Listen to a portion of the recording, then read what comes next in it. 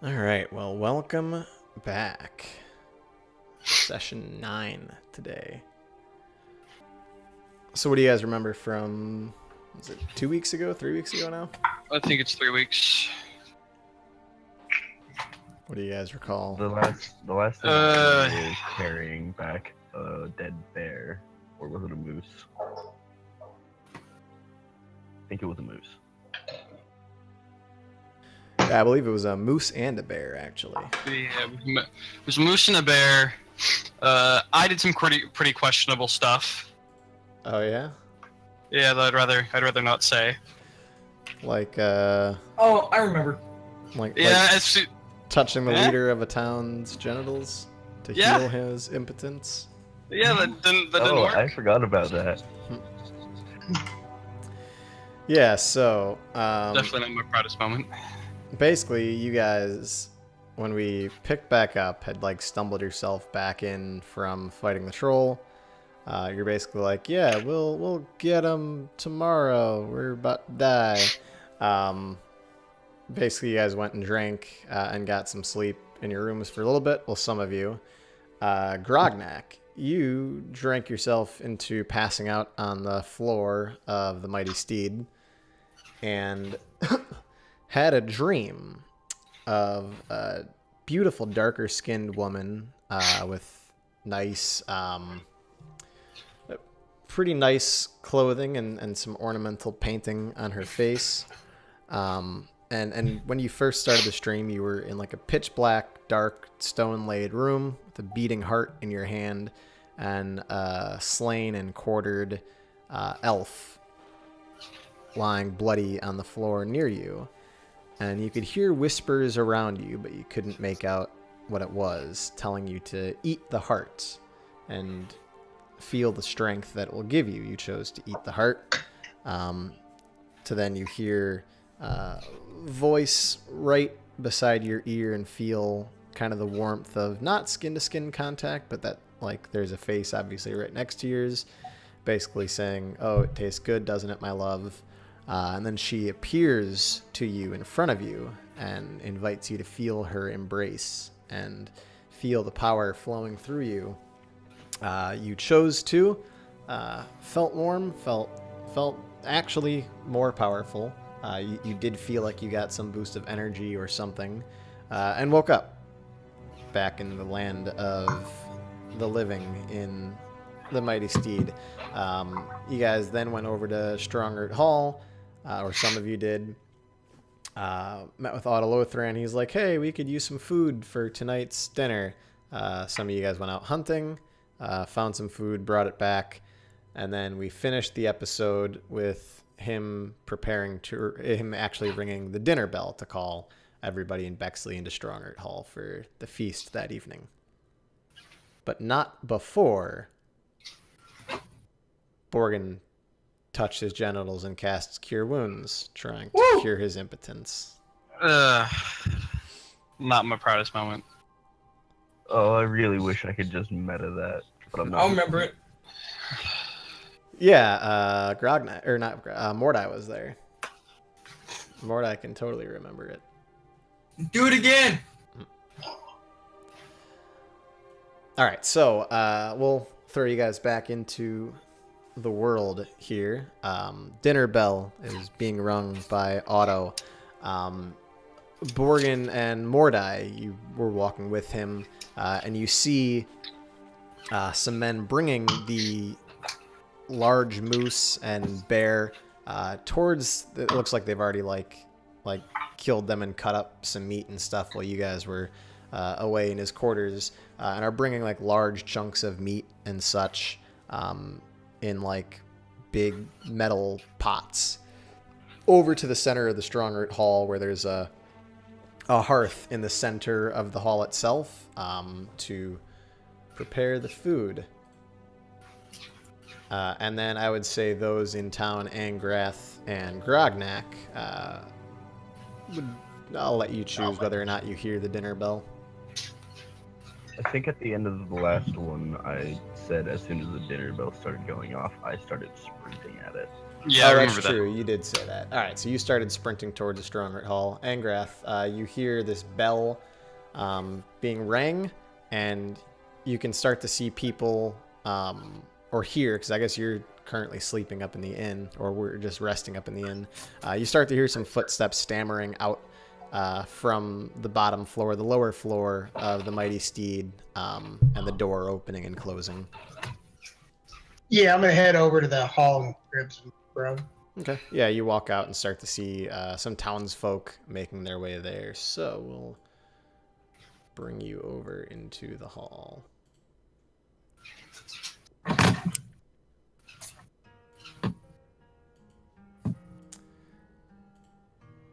As I do this, sorry.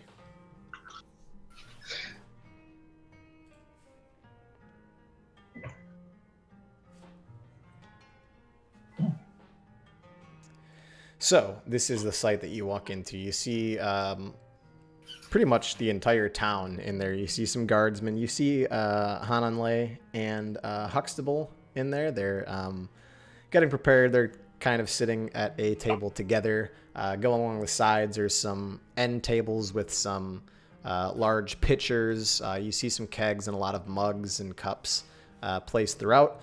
Borgin and Morda, you've walked with Otto to the head table, as he says, "Come, guests, sit here. Sit at the head table with my wife and I. You are most honored this evening." Meh. I'm not gonna say anything. I'll just walk with him. Okay. Yeah, so you walk with them, and yeah, you see the most of the town in there. They're all starting to gather drinks and such, and finding different tables to sit at. You see Ruby, still looking a little sad. She runs up to the housemaiden that you met earlier last session, to Silo Northtuck. She's a younger woman, mid-20s. And she runs up and gives her a hug and starts to grab a cup, drawing a drink out of a barrel along the side as they go and sit at a table. And then Grognak, as you sprint and walk in, roll me a perception check.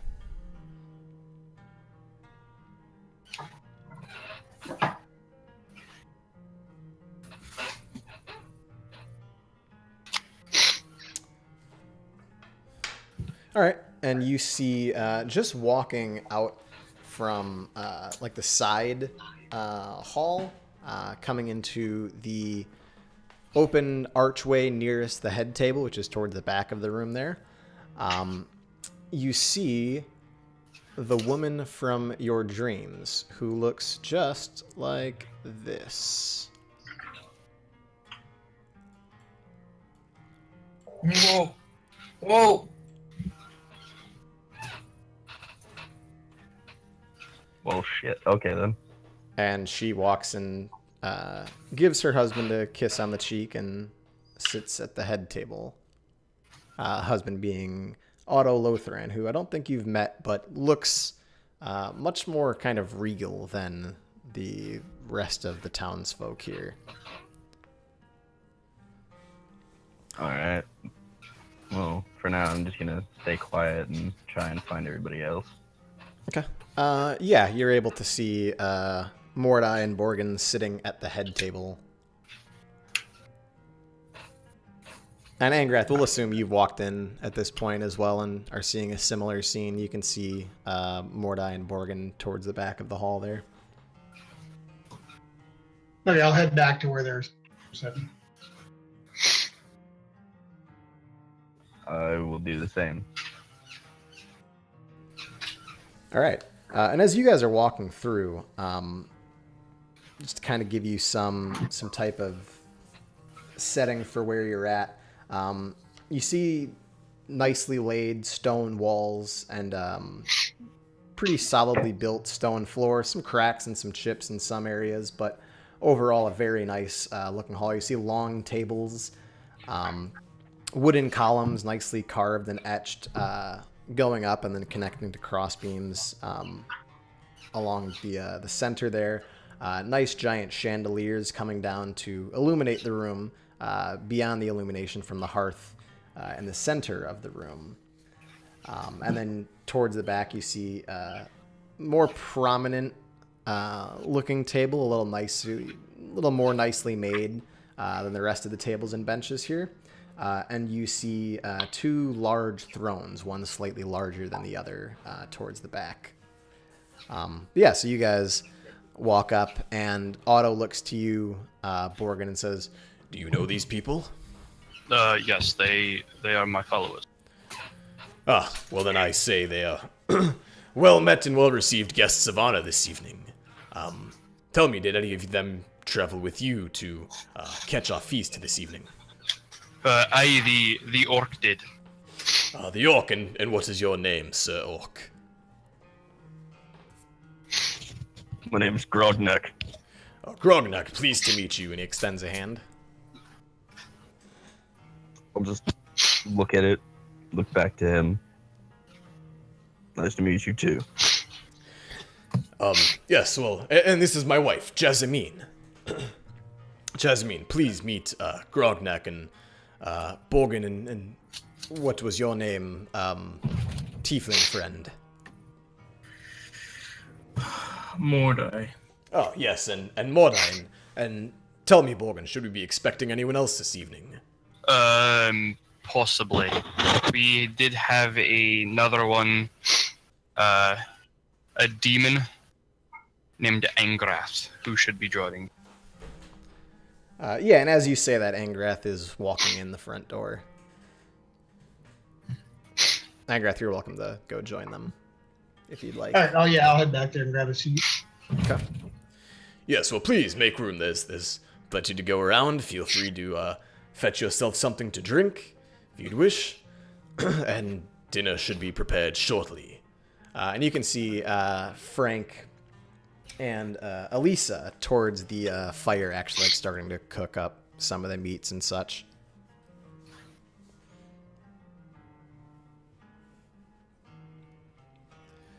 And then you see Otto stand up, and Otto's shorter gentleman. I'd say maybe around 5'4", kind of stout. Actually, I can show you what he looks like here. That is what Otto looks like. Fucking ugly. Donovan, is that you? Borgin comes up to his knees or something. No, he goes up to about his neck. His eye level would be about to the neck of Otto. And he stands up and says, Friends, prepare for another feast this evening as we continue to look to Shantia to bless us, keep us well, and keep our crops going strong. I wish you to meet our valued guests this evening. and he looks to each of you and rises his hands, instructing you to stand up. No, I'll stand up. I haven't even sat down at this point. Okay. I'll stand up. Yeah, I just walked up there, so I'm already standing. Yes. Our welcome friends have gone out with the guard and caught our meal for this evening. Tonight we shall feast upon bear and moose. Give them your gratitude as you enjoy the evening's feasts, and Frank, as soon as it's ready, you can begin escorting tables. And Frank kind of gives a nod as he's still, like, cooking up some of the meat. Well, please, sit. Tell me, what brings you to Bexley?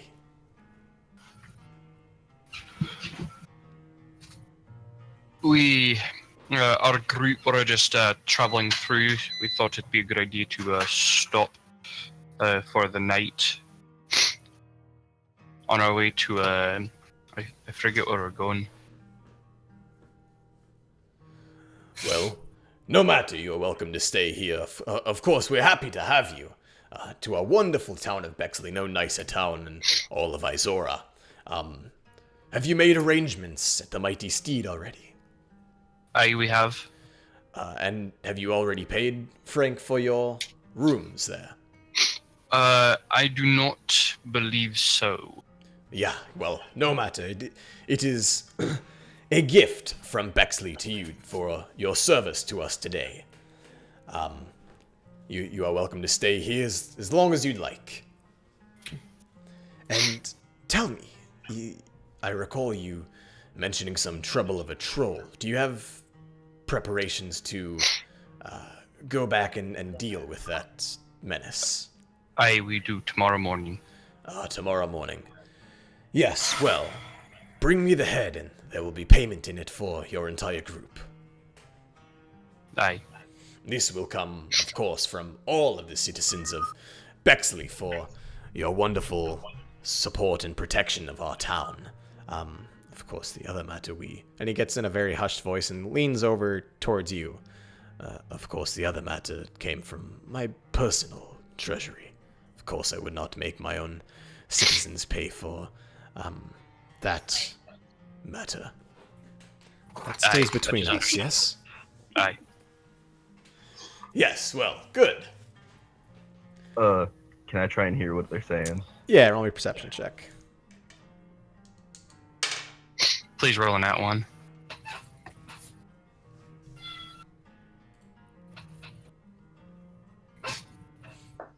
Oh my gosh. Yep, every word. Oh no.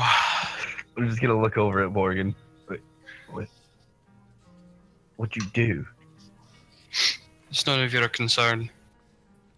Oh, I'll find out. Yeah, you may, but it may not be the truth.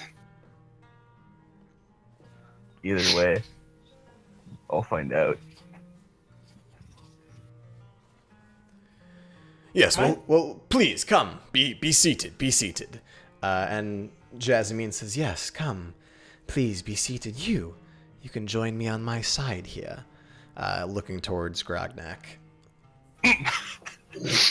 And so they're positioned like right in the center of the head table. They like actually have proper chairs where the rest of it's just benches.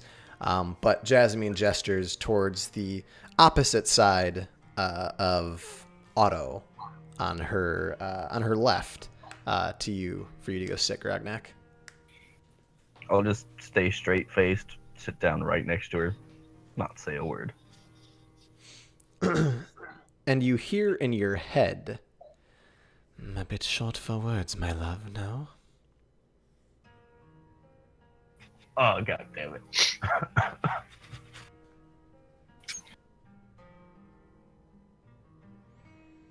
What's the matter? Elfheart got your tongue?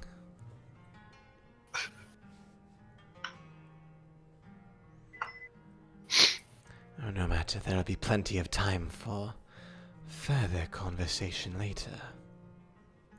For now, enjoy the feast and try to act normal. As you guys sit for a while, casually converse. Dinner's been prepared, so Frank makes direction towards Otto, towards the back of the hall, and invites you all to come up and grab some food.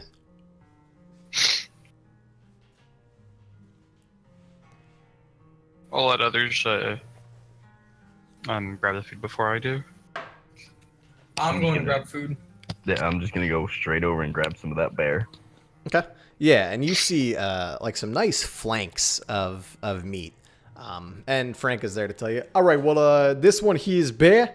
We got some nice flanks here. I've cooked them lightly and some very heavily. The heaviest got a little more gristle and char to it.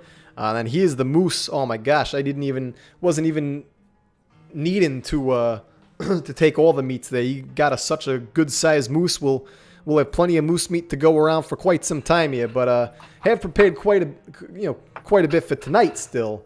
I've got it as well cut up into some flanks. I got it some cubed, and then of course I put it in my famous moose soup as well. If you'd like to try some of that. Hey, what'd you think of my moose soup, by the way, as he gestures towards Grognak? 'Cause I believe you're the only person who's had it so far. Honestly, I was so drunk I can't even remember it. Yeah, what a shame. Well, Hey, maybe grab yourself a bite. Oh, I And then plan on it. And then he starts like gesturing to other tables and starts inviting them up. And a small line is forming behind you, with some, thinner metal plates. Think of it more like a deep dish. But yeah, people come up and start grabbing some of those and coming up behind you. All right, well, I'll just grab my food, go back and sit down. Yeah, so you go back and sit down, and as you sit, Otto's there sitting next to you, and and chest out, kind of proudly says, So, were you with them? Wait, what, me? Yes, you. Were you with them when they Yeah. when they were taking on the troll? Yeah. Well, yeah, I'll just say it's that. Well, tell me all about it. Well, we almost died. I had to sacrifice a little girl's bear for us to get out. And yeah, there were a bunch of, what were they? Goblins. Fascinating. How large was this troll? "Yes, how large was this troll?" It was rather big. I mean, Rather big. it was a troll. And you made it out alive, yes? Quite Yeah. exhilarating. That must have taken some great strength. I mean, I was drunk. Well, I hardly did anything. sometimes you need a little liquid courage, isn't that right, Otto? Yes, well, And he kind of gives like a little glance over to Jasmine. yes, well, sometimes you need something to, work up the spirits. But good, exciting to hear such a great tale. Perhaps you can tell us more of it, your entire group. Perhaps you can share with us that story. I'm sure the entire town would love to hear it. Okay. Yeah, and you guys just kind of casually eat for a little bit, I assume. And Borgin, you notice a little girl start walking up towards you. Little Ruby. No. Excuse me. Yes, what is it? Did you happen to find my bear? I did, but I was not able to get it because it was in the hands of a big mean monster. But I am working on a plan to get it. A big mean monster? Yes. But they're gonna hurt him. No, I tell you, it's quite fine. Are you? How can you be sure? You just left him there. The monster likes the bear as much as you. Well, I strongly doubt that. I don't think his father gave it to him before he left. I'm not saying he did. I'm just saying the creature likes it just as much as you do. At this point, as you're talking to, you see Tassilo, the housemaiden who you met with a little earlier in the day. She was sweeping the floors before you went and spoke to Otto. Comes up and says, "Come now, Ruby, darling, please leave them be. I'm quite sorry." And she gives a curtsy and a head bow towards Otto and Jasmine. "I'm quite sorry. I don't know where her manners are today. I hope she hasn't bothered you."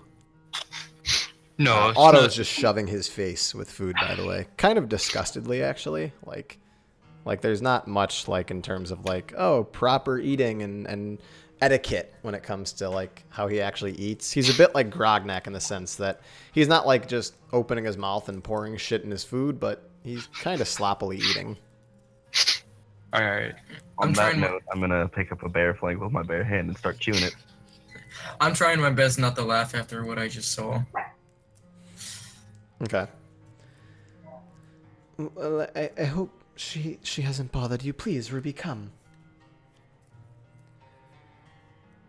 And you hear Ruby retort, but, Mommy, he's supposed to find my bear. He's supposed to find my bear.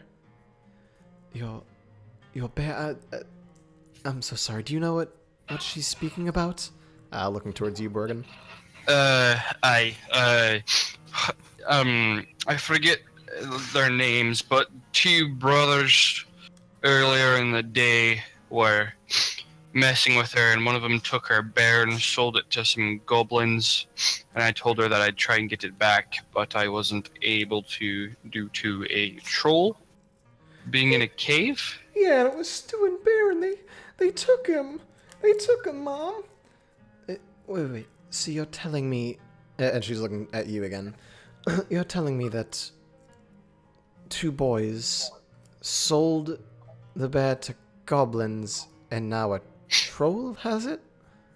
Aye.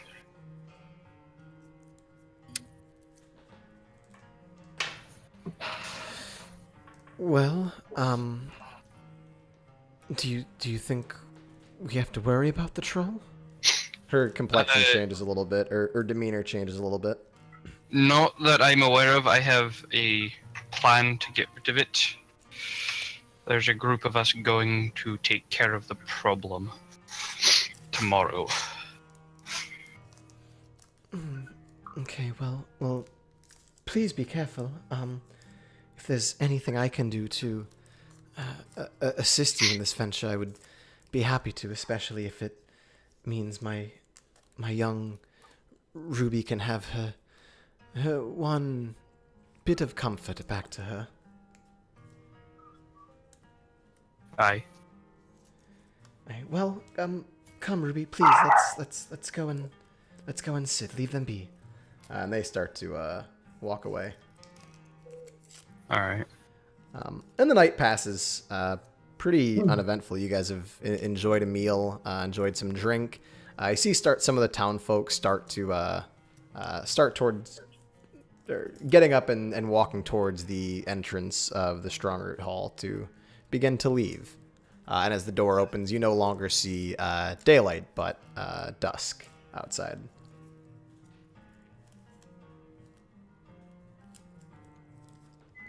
What would you guys like to do? I'm gonna go back to the Strong-Root Hall. I mean, not Strong-Root Hall. The tavern. Yep, I'm gonna head back over there and get a drink. Okay. I'll do the same. I follow the dwarf. All right. Yeah. So you guys start to get up, and Otto stands up.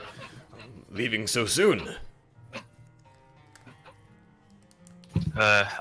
We need to get a good night's rest before we take care of the troll. Oh, well, yes, of course. I suppose everyone could use a good night's rest. Well, I appreciate everything you've done, this beautiful feast for our town, and hope to hear back from you with the troll expedition tomorrow. Aye. Alright, well, you know, Jasmine, it's probably time we walk back as well. Yes, of course, dear. You go on ahead. And as you guys get up and start to leave, Grognak, you hear, "Leaving so soon, love," inside of your mind. This time I'm just gonna respond in my head, just fuck. It's just a dream. Oh, was it really? Or was it what I allowed you to see? And what power I gave? Who are you? Jasmine, of course. Jasmine Lothran. Well, no shit. I should be saying, what are you? Well, I'm a person just like you, love. The only difference is you have strength that others do not. Quite a wonderful strength about you. Tell me, have you felt it? Do you feel the power yet flowing through you?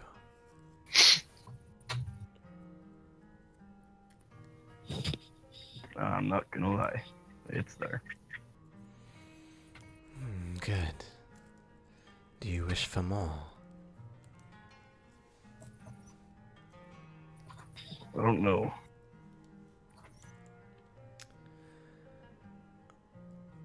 Well, I tell you what.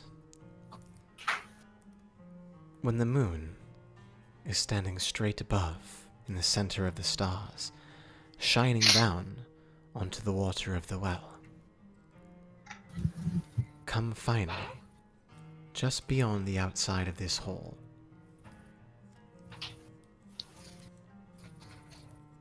I'm just gonna not respond and walk away at this point. Okay. Have a good night. And you no longer hear her in your head. And you guys are able to walk out and walk towards the mighty steed. So that is where we will move you over here. Yeah, you guys walk in. You don't see Frank or Elisa here. In fact, it looks like nobody's tending a bar. Walk in, it's pretty much empty. I'm just gonna head to one of the rooms and just doze off. Okay. Same. Yeah. All right. Yeah, you guys walk in and get some rest. And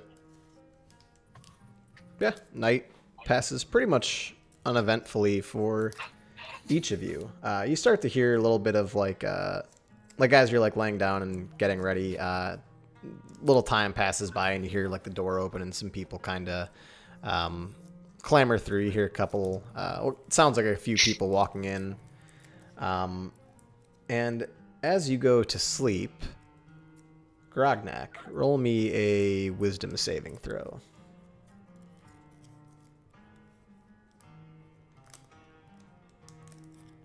Okay. So again, as you're sleeping, you start to have a dream.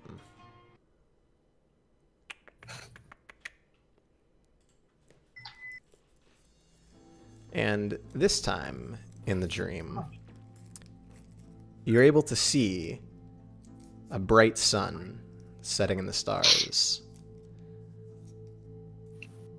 Your orientation shifts from the sun, or from the moon, the moon among bright stars.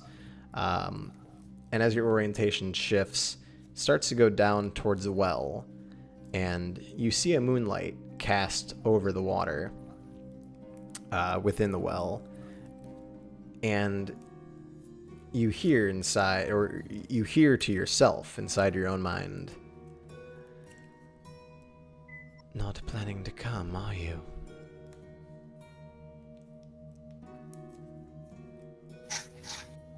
Oh, God, another one of these.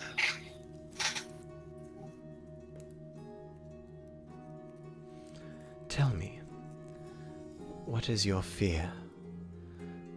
What is your hesitancy? Well, I'm married. That would be wrong. Well, we all have our contractual obligations in this life. But this isn't this life right now, is it? Tell me. Do you feel truly within your state of consciousness, or do you feel a bit ethereal? A bit outside of your own reality?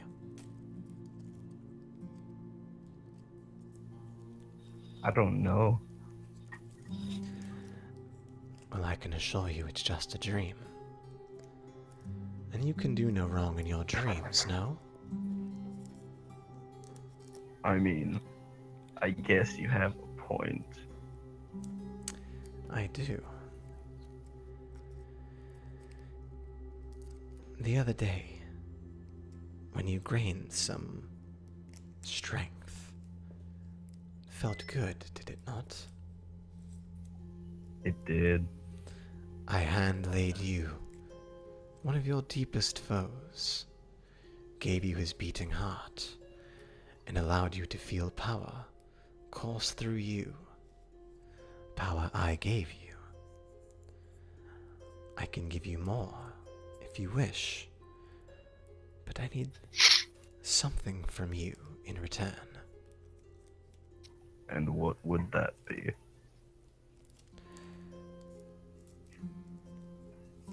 The feeling of excitement, of warm companionship, of love. Ciardo is a strong man, but he'll never be able to give me what I need. You can. Feel my embrace.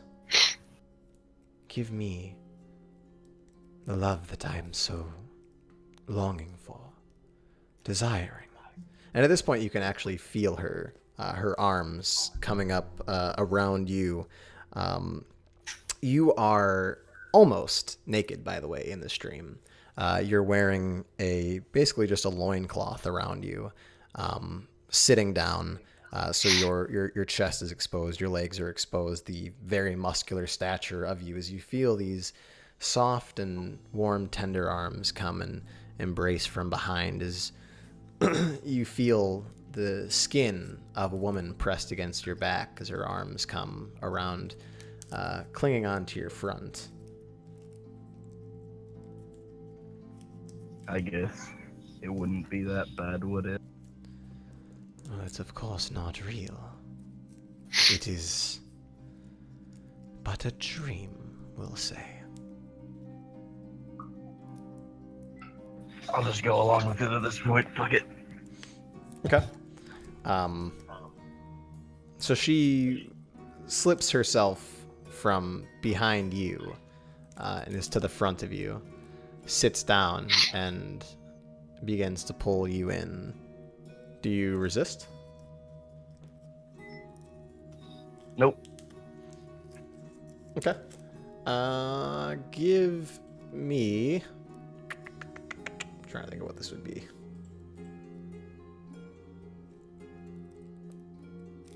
Well, to start, give me a Constitution check.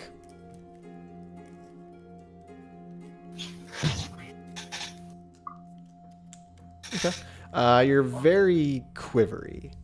But you also feel like a chill coming around you. Again, you're the setting of where you're at, your orientation is shifted again from now looking down at the water of this well reflecting the moonlight, into a forest.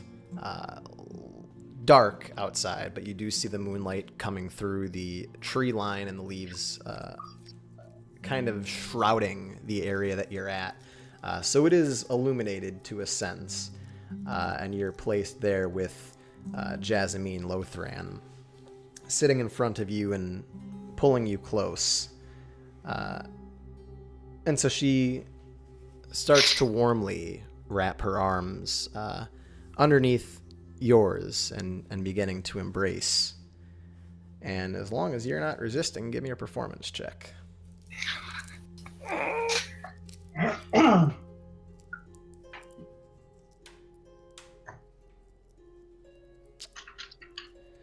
Yeah. So in this dream that you're having, lasts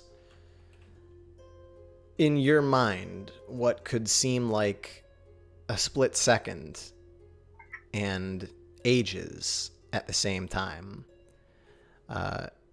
You feel the warm caress, the tender moments shared with this woman. And at the end, she says, "That is exactly what I needed. Now, rest, my love, and begin to feel all the strength I can provide in the coming days She kisses you, and you wake up. In the morning, the sun shining through the tavern room within Bexley. I'll just look around, sit up. Oh, jeez, it really was a dream. Oh, fuck. And just continue with my day from there. Okay. Yeah, so the rest of you wake up well rested. Each of you now, or all of you, have full health. All your spell slots are back. I don't know if any of you expended hit dice. If you did, you can have half of them back.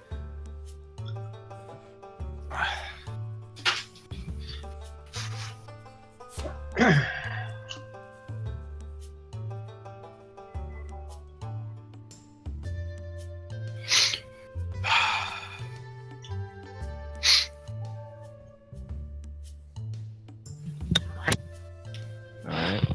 But no.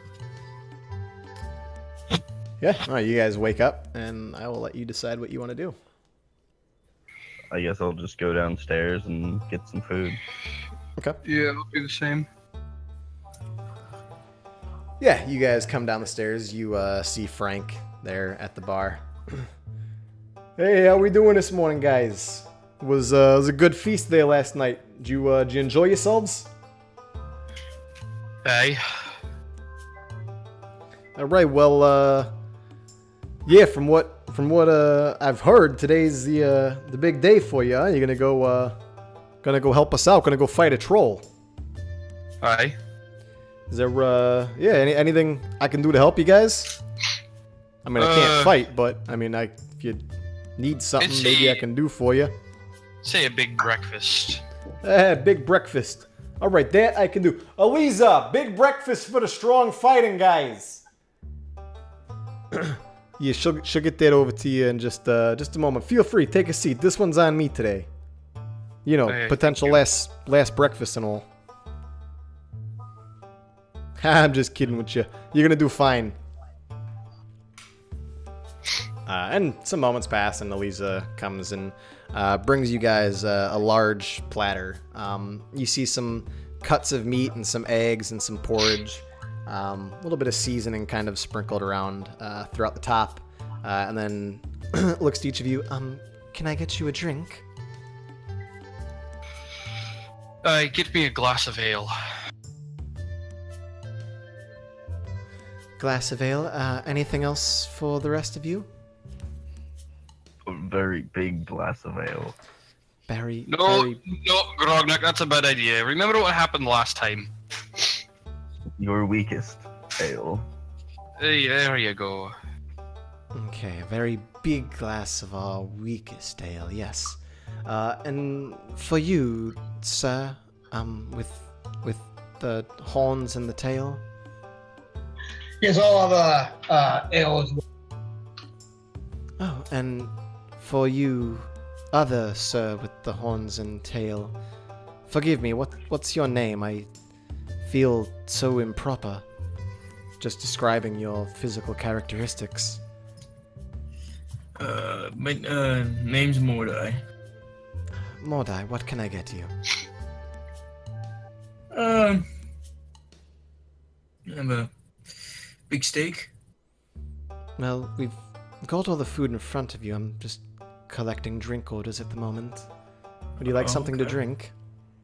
What do you got the offer? Well, we've got some ale, some fired whiskey, water, milk, I'll just take water. and water. Yes, of course. Well, I'll be back in a moment. Grognak's gonna pipe back up. Actually, yeah, water too. That's needed. Water and ale? Yes. Yes, okay. So she steps away. A couple moments later, brings you guys your drinks, sets it down in front of you. Good luck today. Thank you, milady. Nah.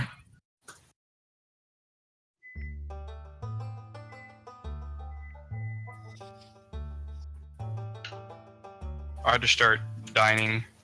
I just start eating everything that's in front of us.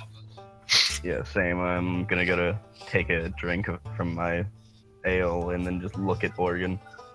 This town's strange. Aye, that be true. Oh, here's to a good fight, Aye.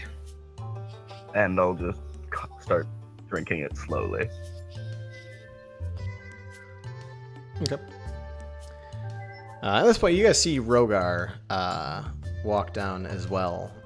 Comes and sits beside you. He has a cup of milk in his hand, actually, and just sits down and starts eating. Wishes you all good morning. Morning, Rogar. Good morning. I don't know how to do Mike's voice. He doesn't have any special thing to it, so he's literally just talking. So I don't care. Make him an Aussie. Yeah, like you made my dwarf an Aussie. Good morning.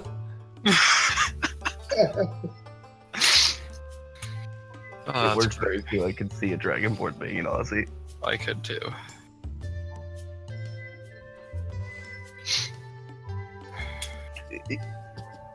Borgin, Hey, you've been experiencing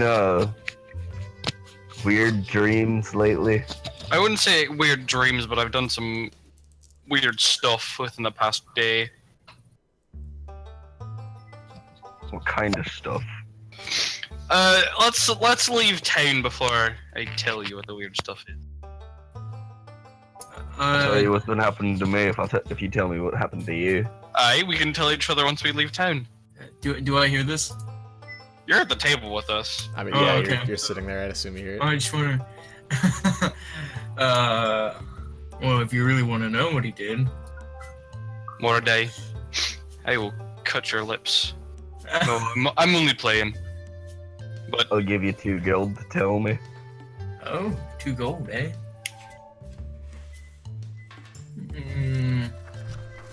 I'll leave it up to the dwarf. let's tell him once we leave town. What's Alright, the fun in that? Yeah, I made a promise and I don't break promises. Well, why can't Come we on, just Morgan. announce it to the whole town? I made him a promise. I won't tell. At least until we leave town. Come on, you made a Morgan. promise. Spill the I did. beans. I promised. I don't break promises. I never said anything. Aye, but I'm not telling you not to. I'm just saying I told them I wouldn't. I'm just gonna look at the 2 of them. Just whatever. Let's just get this shit over with. So what's the Angrath wants to know what's the big secret, guys? What are you hiding? We'll tell you later. I think you'll tell me now. Aye, you really want to play that way, do ya? Can I try to intimidate him? Yeah, give me an intimidation check.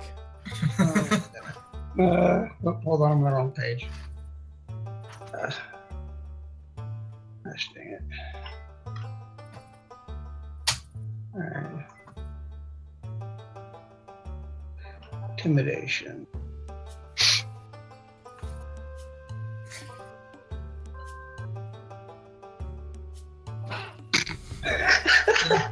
So, describe how Angrath tries to intimidate him.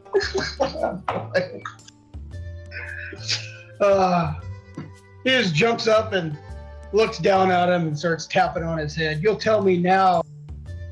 Your size doesn't intimidate me. So, as you jump up to start intimidating him, you jump up, your wings span out, and you knock some glasses off the back of the bar stool as your wings start to extend, and your head bashes against the metal iron chandelier above as a candle falls, hits you, and hot wax is dripping onto your head. Roll me a D2.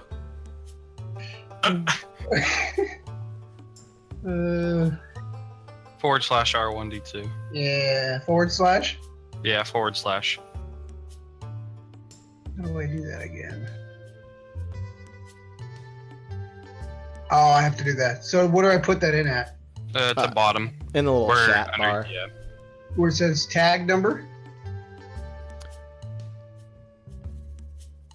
No, you see underneath your intimidation check in like the dice roller bar. Oh, down there. Okay. Yep. What do I put in again? /R1D2. /R. Yeah, R space 1d2. Oh, space. Oops.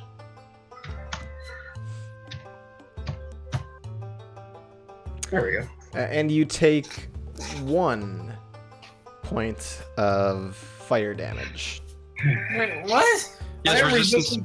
He has I'm resistance to resistant to fire fire, damage so- though, but it's only be 1. Do have resistance to fire damage, so it's rounded down, and you take 0.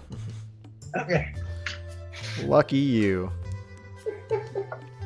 I don't So- know what happened. Charlie, what happened is he tried to intimidate me, and basically he knocked some glasses off a bar stool and then slammed his head on a metal beam that had candles on it, and just like a whole bunch of candle wax just dripped on him.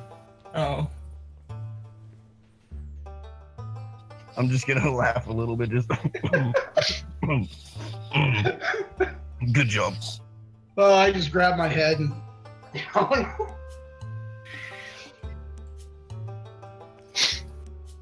at this point, I assume you guys are probably finishing your meals and Yeah. getting I ready would to say head so. out. So, as you start walking out of the mighty steed, you see a smaller, stout-looking man walking, almost stomping his feet towards the direction of the mighty steed, coming from across the street, kicking up a little dust as he's marching over. This is as you open the door. Who's that? And you hear, You, dwarf. Aye. A word? Oh, I'm assuming this is Otto. yep, you see the figure of Otto Hmm. Lothran marching towards you. Aye. Stalking private. Yes, we shall. And he leads you back into the mighty steed. Oh, I wonder Frank, what we just need to borrow the back room for a moment. To just take 1 minute. And he leads you back towards a small little closet, opens the door, and gestures you to walk in. I'll walk in. And he closes in behind you, kind of close quarters. You are met with a small little wooden bucket with a little bit of water in it. Broom set beside it, a stick with a lot of loose, kind of damp, thicker fibers along the side. And then a shelf with some different like sealed jars and 2 boxes, 2 crates, wooden crates alongside the shelf as he looks down to you, chest puffed out, and says, It didn't work. I told you it may not work. I was being honest with you. I wasn't gonna lie to somebody of influence. I'm just being totally honest. Do you have any idea how embarrassing that is? No, I'm gonna be completely honest with you, I don't. Let's just say the mood was set, the candles were lit, the finest oils were brought out. And you know how my night ended. Me In turned disappointment? on my side, facing away from my wife. And do you know what I woke to hear? Just as the moon was at its highest point in the night. No. The pleasures of my wife within her own dream. God damn it! What am I supposed to do? I don't know. I entrusted within you. I know. I tried. It didn't work.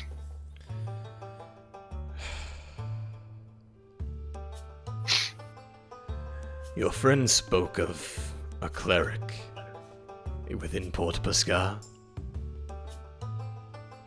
Do you believe that they would be able to help? Possibly. And he starts to, you start to see him kind of get a little more somber as he goes, look. Tears are welling a little bit in his eyes. I just want to make her happy. I understand. Just want to give her child.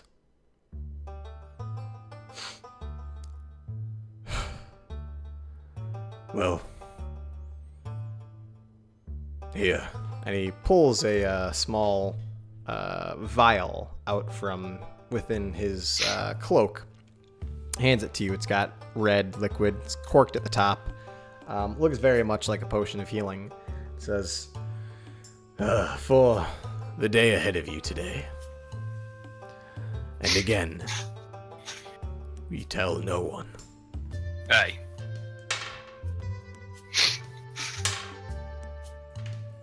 okay. And he walks out. I knew that was gonna happen. All right, I'll go back out and meet with my group. Okay.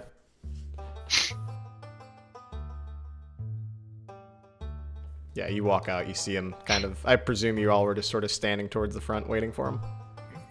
Yep. So, what was that about? Hey, well, don't worry about it. Oh. Rogar pipes up and says, I mean, he looked pretty upset. Now he looks a little sad. What happened? Hey, don't worry about it. Come on, dwarf. What'd you do? Hey, it's none of your concern. I think it is our concern. Hey, it see what may I- be, but Mordai probably knows more about it than any of us. Can I try and intimidate him? Oh. Yeah. How do you try and intimidate him? Can I roll first? You can tell me first, and then you can roll. Alright, well, I'm just gonna literally loom over him and just be like, now look, whatever you did pissed off the village leader. Let's hear it. Go ahead and roll me an intimidation check.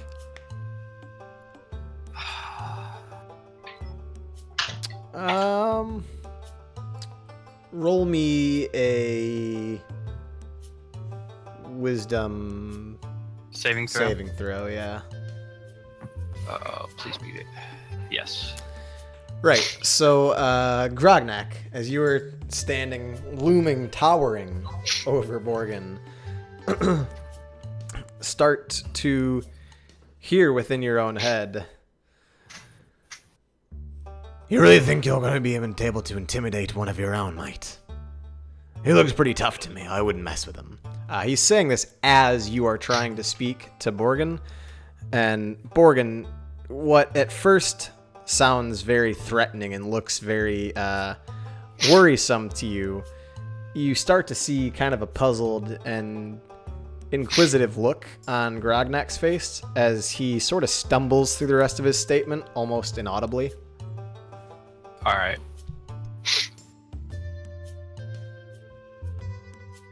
Maybe I'll just do nothing. God damn voices in my head. I'll just walk off at that point. All right, and Rogar says, so should we start walking over to the cave? I got to go talk to the town general or the leader, not the leader, but the leader of the guard or something. Why? Didn't we tell him we were going to go kill a troll? Yeah, but he said he was going to come along. Okay. Well, I guess, should we just meet you there? Should we go with you? Just meet me there.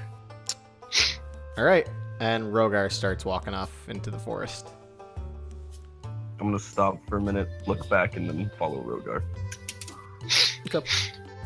I'll follow Rogar as well. Okay. Mordai, where are you going? Yeah, following. Okay. Who? The dwarf. Wait. I don't know. Dwarf is going to talk to the general. I'm going to talk to the general. Oh yeah, I'm going to dwarf. Okay. Okay. Yeah, so most of you go and make your way towards the cave, and Borgin is going to speak with the general. Do you remember the general's name? Huxtable, I think. General Huxtable. Hey, good job.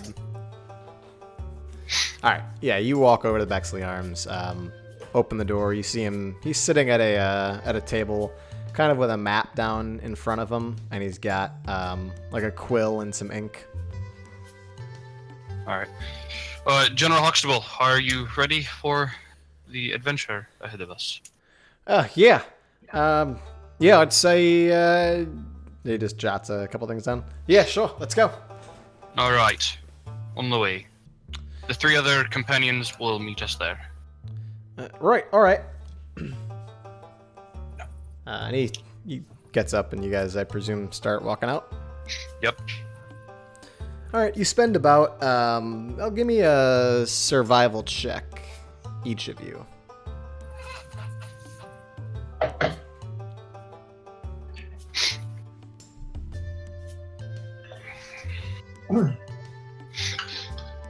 Oh, interesting. So, yeah, Borgin, you pretty much remember the way, and are also being guided by General Huxtable, who has this little map with him, presumably dotting out kind of where he's going, and he says to you kind of along the way, so I sent some of my men to go take a look and scout out the area. We seem to have found it, but of course, you know, they didn't go in. But yeah, should be this way, and just kind of leads you there. All right. And then Grognak, you've got. Oh, here, I'll do one for Rogar as well. Jesus. Yeah, Grognak, it takes you a little bit. You eventually kind of pick up on the right trail and make it there. And as you start to see the entrance in the clearing, you see Mordai, Borgin, and a taller, well-built looking human standing at the entrance. They somehow beat you there. Alright, that don't make any sense. How did... Whatever. Bye, guys. Alright, shall we head in there? Aye. Alright, well, good luck, everyone.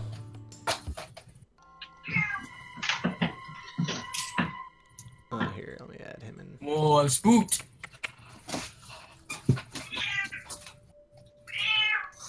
There goes Bella.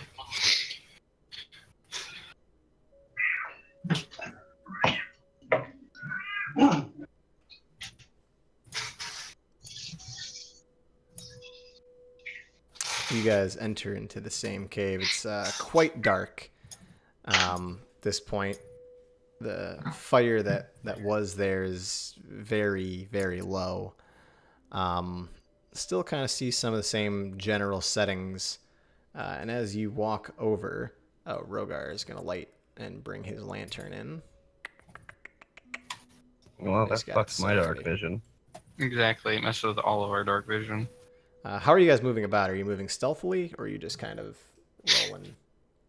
I'd probably try to move stealthily. Rolling stealthily. Yeah. With disadvantage, by the way. I'd Yeah, be 'cause rolling of your stealth armor. as well. Yeah. Okay. Not effectively. Yeah, I'm looking around for any traps or any supplies or anything dangerous. General Huxtable, you kind of see him like get real low, and as he walks, he makes almost no sound as he's walking. Okay, Oh! never.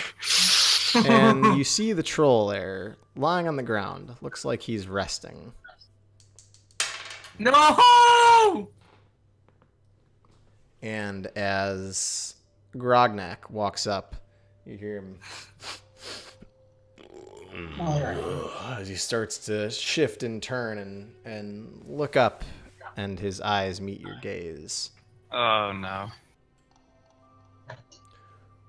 What? What? We thought you were gone. Why would I be gone? This is my home. Hold on a second. What is that? That's right next to the troll. What do you think it is, Corey? What do you think it is? Think about it. What is it? What is it? Sorry, I'm a dick, guys. So you do look over and you do see the body of Fenris laying there, bugs kind of around him, but he doesn't look like he's been like any further dismembered or anything since you watched him pass away from before. In fact, he looks like he's been brought very closely to the troll's bedside. What do you want? Well, I think I'll let you handle this one, Borgen. Okay. First of all, we need the bear, and I need that corpse because that's my dog. You cannot have Sir Hamilton and Mr. Fluffington. Okay, well, that's my dog. So I get my dog and the bear. So that's the only thing there is. There's Only no a other persuasion check. Or intimidation. I don't know if you're trying to intimidate him or just persuade him. No, it'd be persuasion. No, I let you leave because you give me back Sir Hamilton. Now you come to take him? Well, you see, the dwarf there made a promise to a kid, and we can't lie to kids. You understand? But Let's get. it's my Sir Hamilton. No. Okay, what? And you, What Mr. the- Hamilton and you was leave stolen. Fluffy. You leave Mr. Fluffykins for me. Okay, what if I get you a different bear? Okay, what if I bring you another bear, and I take Sir Hamilton and Mr. Fluffington, or Fenris is what his real name is. Roll me a persuasion check. This is gonna work. This will work, or not. Probably not. No. No, he's I'm just gonna- mine. I I'm don't just want gonna- another bear. I have Sir Hamilton and Mr. Fluffington. Gonna whisper over to Borgen.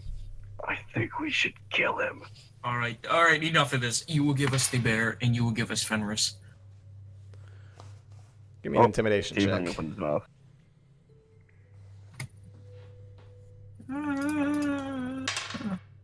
Please be super intimidating. Oh, bless! It was 20. super intimidating, but I shit you not. The troll rolled a natural 20 as well. Oh, What? Come on! And at this point, gets right into the face of Mordai. Oh, please no. Looks Not the. well down upon you. And says, The bear is mine. and takes a swing at you with his hand. And misses. Everybody, roll me some initiative. Yeah, boy. So, if I can remember how to do this. click on your character. Click Ooh. initiative. I may not go last for once.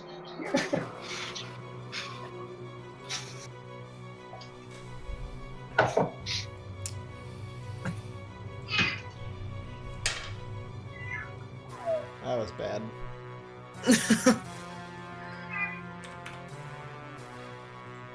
Troll, please roll a 1. What about Rogar? Worse.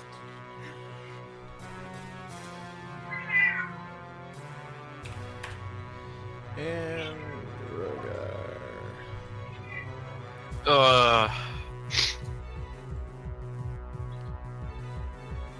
Oh, bless. What just So, happened? as a response to combat engaging, can I frenzy? On your turn. Fuck, fine. So Rogar is the first to react here. Let me see what the hell he can actually do. Crossbow. He's got a movement of 35, so I'm pretty sure he'd actually try to move in. He's got a movement of 30, not 35. 30? Yeah. I mean, 25 if it gets him right in there. Hold on, is one of my spells missing? Come right up here. And roll with his Warhammer. And that's a hit, dealing 9 bludgeoning damage as he just comes in and wallops. on Wait, patrol. who's? Rogar. Oh, okay. I was getting a little confused. And before he ends his turn, he's going to say to each of you, we should probably back up. Yep, I use that. That's fair. I'm gonna take a step back. Okay. Yeah, that'll end his turn, by the way. So, Borgin, it is your turn. You took a step back. All right. So after doing that, I'm gonna throw a javelin at him. Okay. Yeah, you lean back, you throw this javelin, and it hurls and pings off of the back wall. Roll me a 1d100. Oh, jeez. 1d100. 68. Yeah, so you see the tip of this javelin bounce against the hard stone wall and chips off from stone and falls, laying it aside, and it lands on what looks like a burlap sack. Do you do anything else with your turn? No. Okay. Angrath, your turn. What do you want to do? I'm gonna move over here. Oops. So I should click on my bag.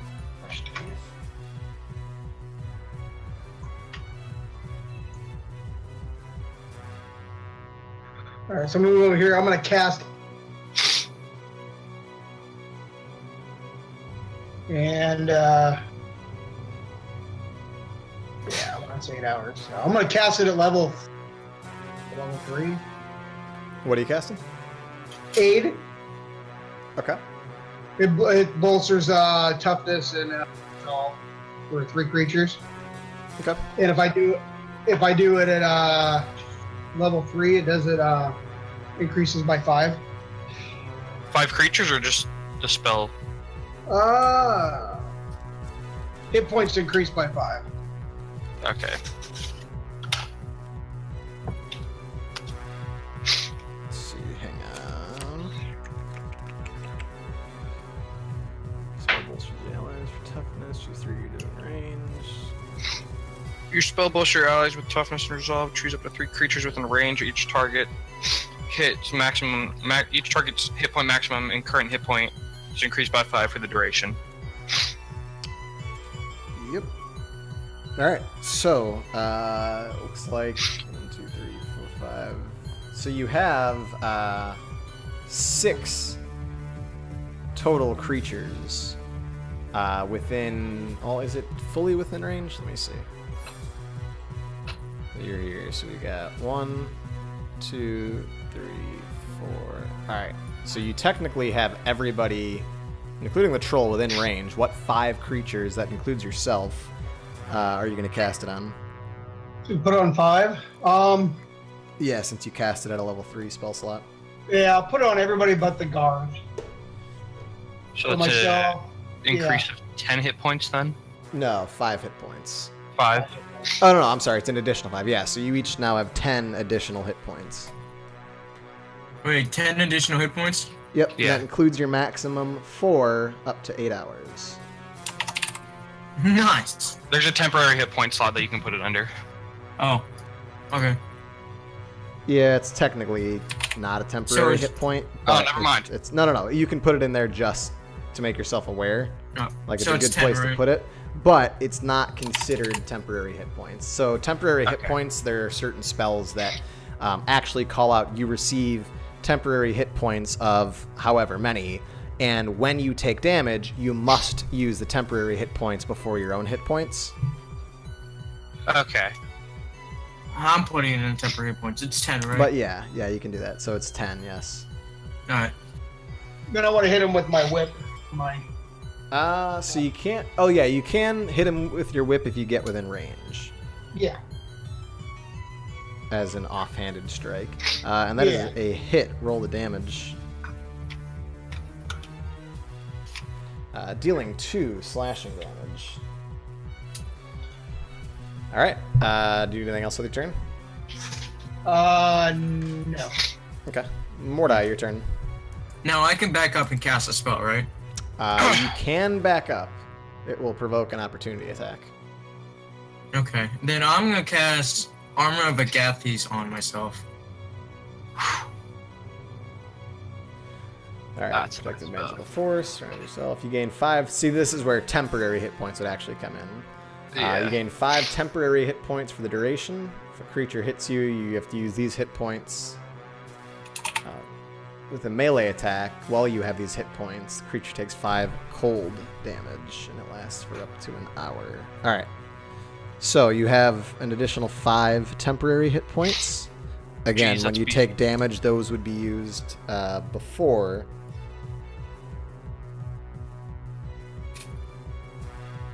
Alright, do you do anything else with your turn? Is there anything else I can do? You have movement if you'd like. And if you have anything that would use a bonus action, you have that as well. I'm gonna move back up to here. Okay. And he's going to take a swipe at you. And he misses. Actually, no. What's your AC? I'm sorry. My AC, Armor class. armor class, 13. That is a hit. I'm sorry. As he swipes down at you with his claw, dealing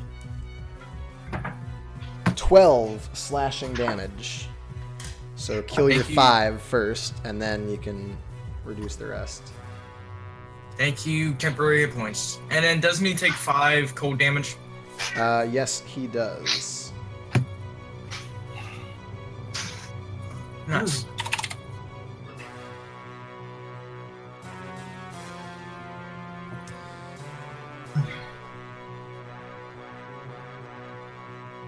Okay. It's the troll's turn.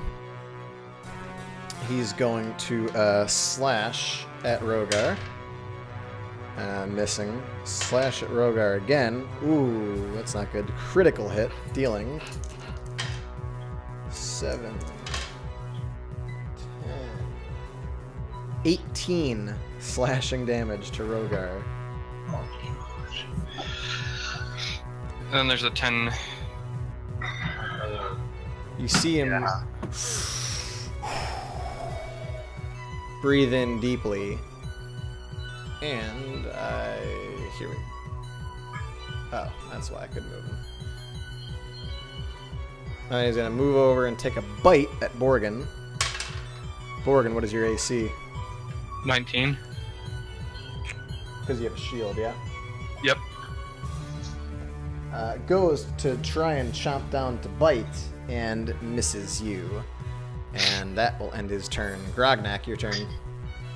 Alright, well, I'm a frenzy, Okay. and that's my action, isn't it? It'll be your action and your bonus action. Well, let me see. It's a bonus action to enter rage, but I wonder if you can just do frenzy all at the same time. Let me see. Barbarian. Rage bonus action. Blah, blah. And a frenzy when you. Okay, yeah. So you can just do it when you rage.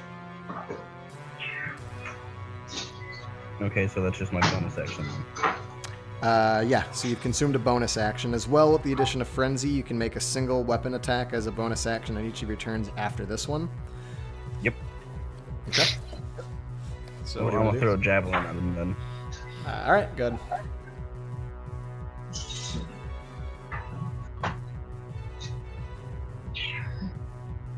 Yeah, you lean back and throw this javelin. He ducks his head, dropping down for a moment and getting back up as a javelin ping off the back wall. Roll me a 1d100.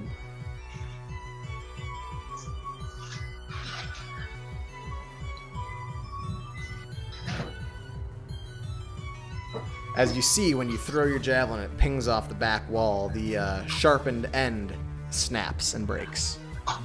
Do you do anything else with your turn? Yeah, I'll move. Okay.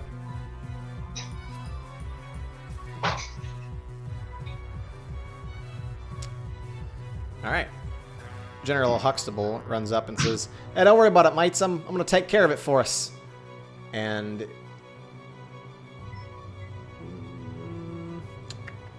he is going to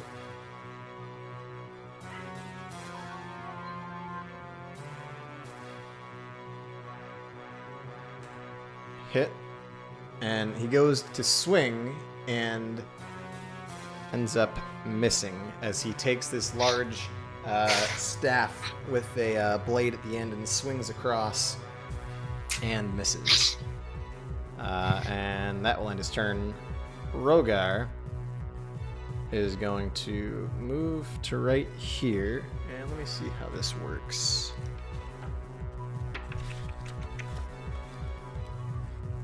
If I can do it. It's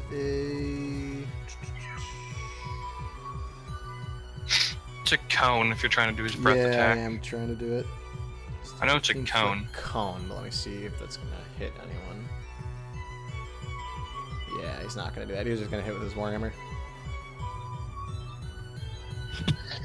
And hit. Unless you do it off over towards the right, but too late. Yeah, too late. Doesn't matter. He deals 10 bludgeoning damage. And that will end his turn. Borgin, your turn. I'm gonna attack with the longsword, Okay. and then I'm gonna add Thundering Smite to it. Okay. Yeah, you swing the longsword. Unfortunately, it is a miss. Actually, no. Sorry, that's a hit. Okay. And then damage. Click that. So 12 slashing, and then Thunderous Smites, Wait a minute. 8 damage. If that's a hit, my javelin should have been a hit. Yeah, it should have. I'll let you click it. Oh, well. Go ahead and click the damage. That's fine. That was my mistake. I thought his AC was higher. I just went back and looked. Yeah, so how does the Thunderous Smite look as you bite the edge of your blade into the troll? So what it looks like is kind of like a thunder and lightning storm. How the blade kind of like it like crackles with lightning, and then as I hit, it kind of just creates like a thunderous boom. Yeah, so you let out this huge, massive, thunderous boom as you deal 12 points of slashing damage and 8 points. It just of 8 points of thunder damage or whatever. Yes. That's a lot of damage. Yes, it is. And then there's also Grognek's 9 piercing. Yep, I see that as well. All right, is that the end of your turn? Do you do anything else? I'm gonna cast Shield of Faith on Mordai. Okay. It's a temporary +2, right? Yep. All right, Mordai, you receive +2 to your AC. It is a concentration spell, though. Just keep that in mind. Yep. Angrath, your turn. What do you want to do? All right, so I'm gonna move up over to here. Okay. +2 to my concentration. No, plus two to your +2 to your AC. It's a concentration spell for me though. So +2 armor class, basically. Yeah, so you're at a 15. All right. My power. I'm gonna cast Inflict Wounds on him. Okay.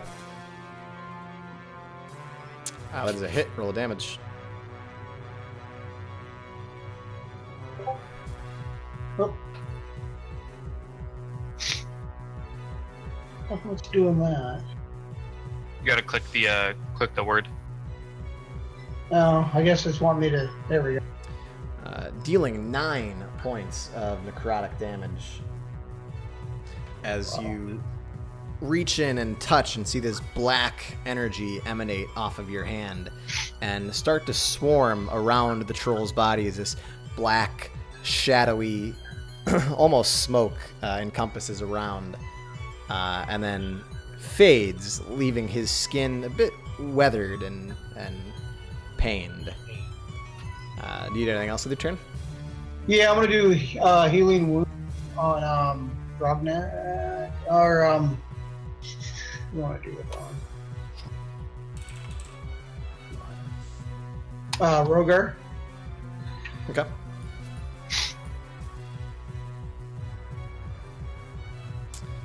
Healing him for 8 HP.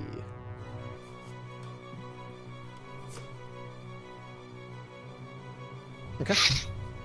Mordai, your turn. What do you want to do?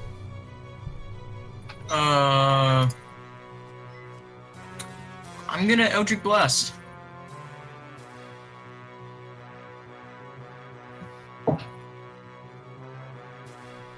So you put Do you your have hands.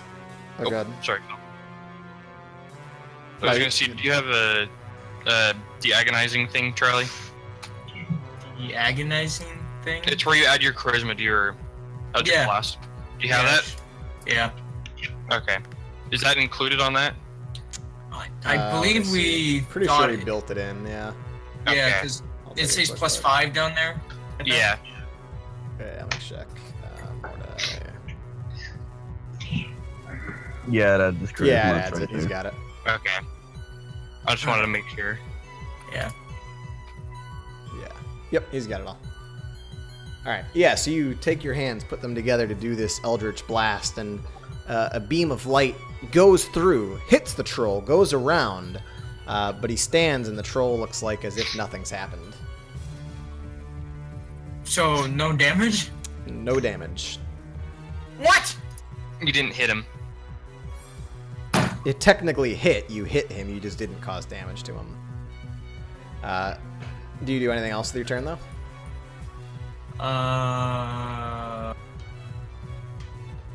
Let me see. Nope. Okay. So, the troll goes to swipe at General Huxtable.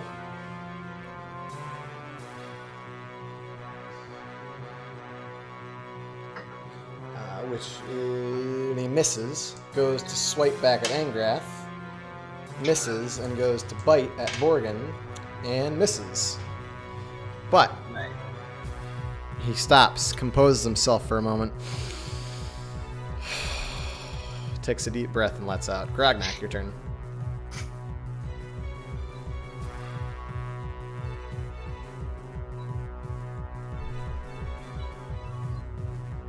All right, I want to move.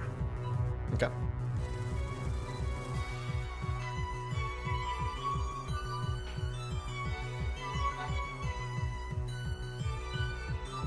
Okay. Yep.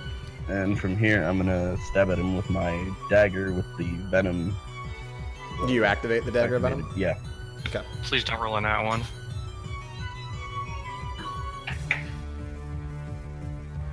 That is a hit. Roll of damage. Dealing 5 piercing damage and 8 poison damage. He needs to make a Constitution saving throw. I believe the DC is 15. Why can't the poison be 20 like when it attacked me?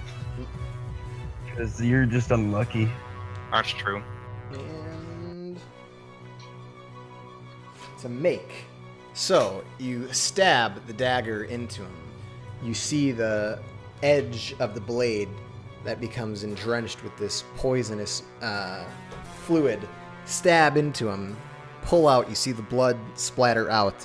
And as the blood splatters out, you see the actual poison that was laced onto the blade start to pour out of his open wound onto his body, as if his body is rejecting the poison. But you still deal 13 total points of damage. All right. Well, I'm gonna stab him again with the dagger of venom. This time without venom, obviously. Okay, go That's ahead. my bonus action. Yep.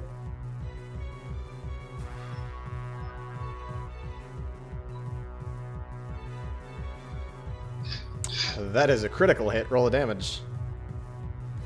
Dealing 7 points of damage. Awesome. Is that the end of your turn? Yep. All right. The guard is going to...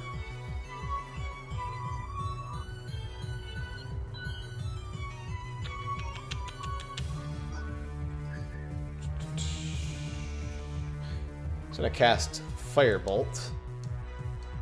Oh, fire spell. Yes. Thank you.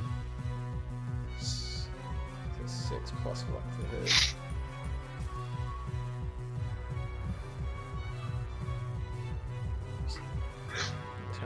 So you see this firebolt come and fly out, and just as he shoots it out of his hand, you see this big ball of fire shoot forward. The troll hops up as the fire goes just under his legs and hits the back wall. How tall is a troll? He's pretty big. He also More did or less say he last just got out of session the this way. is a big cavern. Okay. I was gonna be like, did he smash his head on the ceiling? Because if so, he needs to take damage, you know? No, he did not smash his head against the ceiling. But that Dang will end the guard's turn. Rogar's turn. Rogar is going to take a swing with his warhammer, dealing 9 bludgeoning damage. And that will end Rogar's turn. Borgin, your turn. What do you want to do? I'm gonna attack the troll again. I'm gonna use Slanderous Smite again. I'm gonna use my inspiration to re-roll that. The inspiration just gives you advantage, so you can consume your Oh. inspiration and turn your 7 into a 23. Yeah, I'll do that. That was smart. Good thing you had inspiration, huh? So I'll do that, and then I'll use the Thunderous Smite. Dealing a total of 21 damage, 10 slashing, and 11 thunder. How do you kill him? Oh, bless. I'm gonna cut his leg off, both his legs. Try to and then get him look him in the eyes and be like, "That's for killing my dog," and then cut his head off. Execute him. And you do just that as his head comes flying off from his body. You have decapitated this troll. Oh, Centurion execution? Nah, it's a gladiator execution. Nah, Centurion does that. Oh, I'm so happy right now.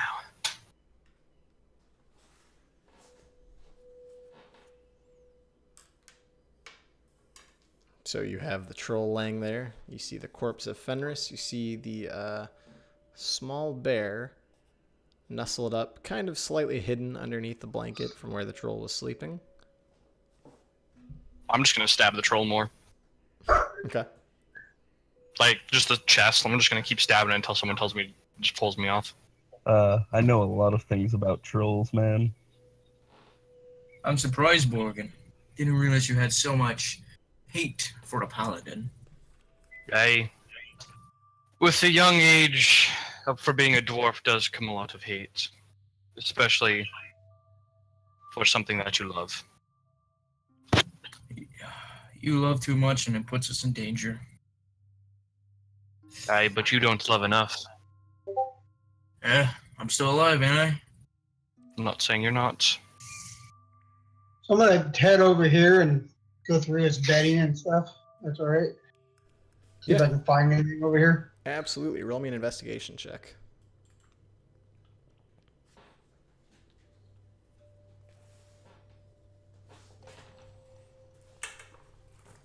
Okay. You look Oh. through, and what you find... You find on the inside some longer, thinner strands of rope, kind of corded, that have little knots at each end. You see a pair of them, actually. As well, you find a necklace with a gem on the center of it. A blue gem. Do I know what kind of gem it is, or? Roll me an intelligence check.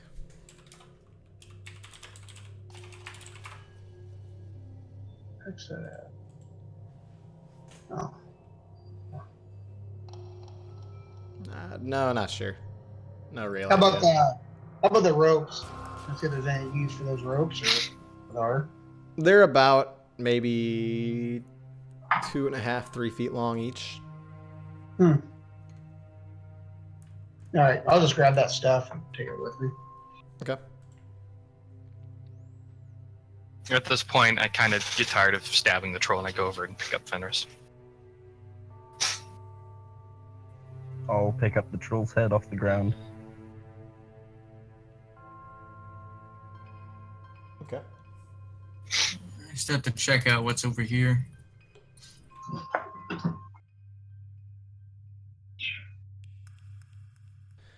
Yeah, so you check out over there, and what you find are just some crates. You find some bags with some like dehydrated beans and some rice on the inside. That's about it. All right. Can I search these bodies over here? Yes, you Wait. can. Bodies? Yeah, there's some goblins over here. What do you want me to roll? Investigation check.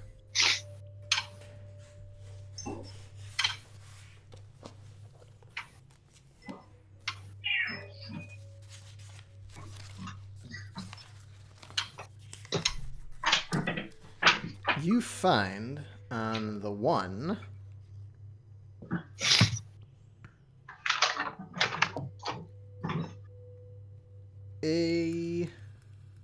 roll me a d50.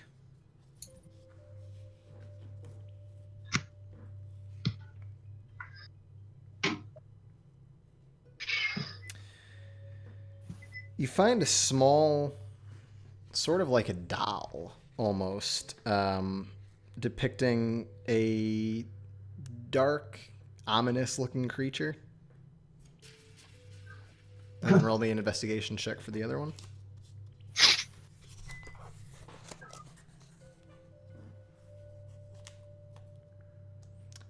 And on that one, you find nothing. Yep. What are the rest of you guys doing? I'm just picking up Fenris. Give him a proper burial. Okay. You grab Fenris. Rogar is going to take a look around.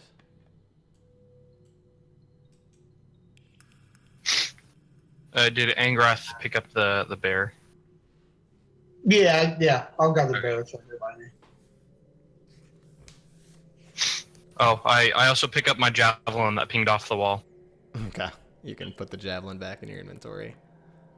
Grognak, make sure you remove the one that you threw. Yep, I was just going to do that.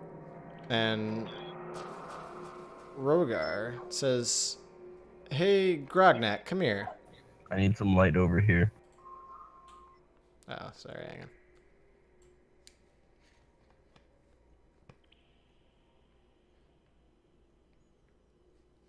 Yo, could you? Yeah, my activation, my dark vision isn't working when I go in darkness.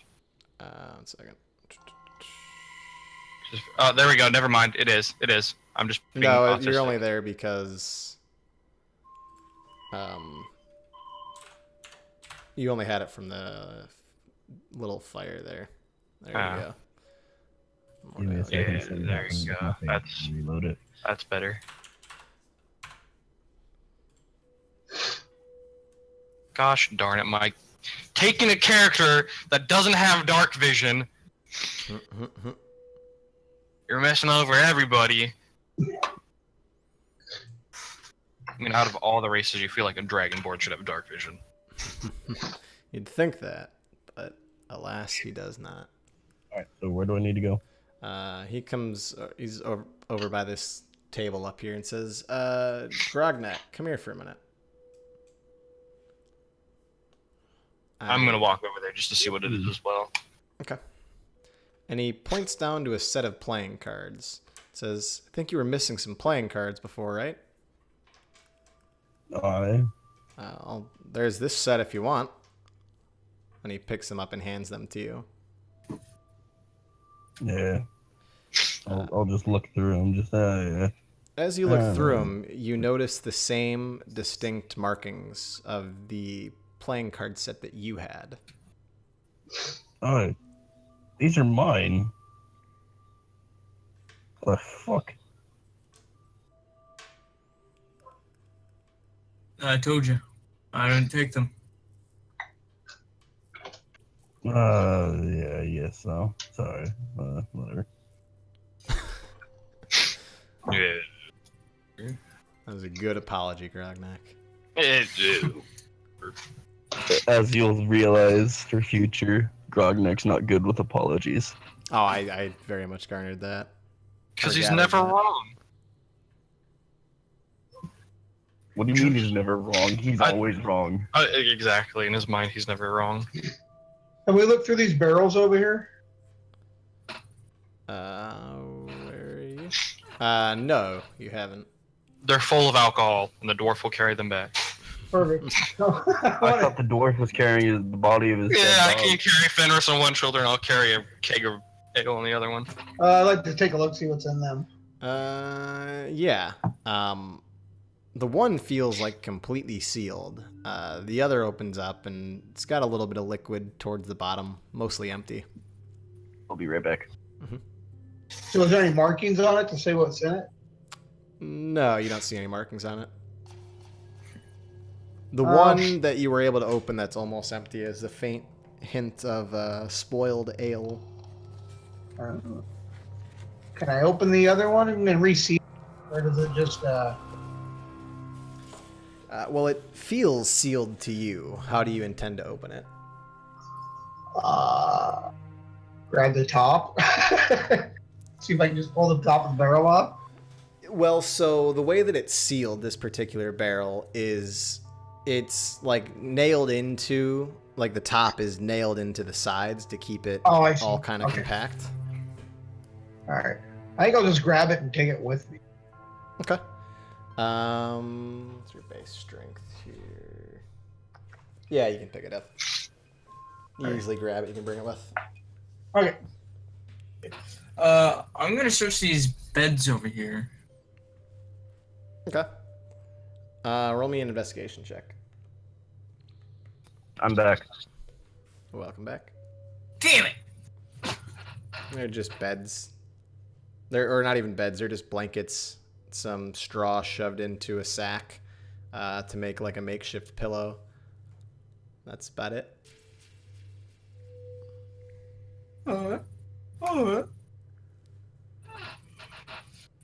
Is there anything over this way for? Oh, I guess I'm dead ends. I can't move over there. Okay. Yeah, you're at the edge of the wall there. Was there a? I'm trying to remember if there was some doorway or some place before when we were here. No, there wasn't. At this point, Borgin would pop up and say, "All right, guys, let's head out. We've came and got what we came for what we needed." I wonder how many of my brothers have killed a troll. This will be an No. interesting story. Hey, you're right. You got to tell them that I killed it, not you. I helped. Shut your fucking mouth. Hey, but you didn't deal the killing blow. I'm just gonna get right up in his face and be like, "Oh, I can deal a killing blow." Hey, so can I. You just saw it. Enough. Stop wasting energy. Let's go. Oh, Oh, this is it's all only- fun. It's only friendly banter. Sure it is. Like when I tell you I'm gonna lop your tail off. I'm not actually gonna do it.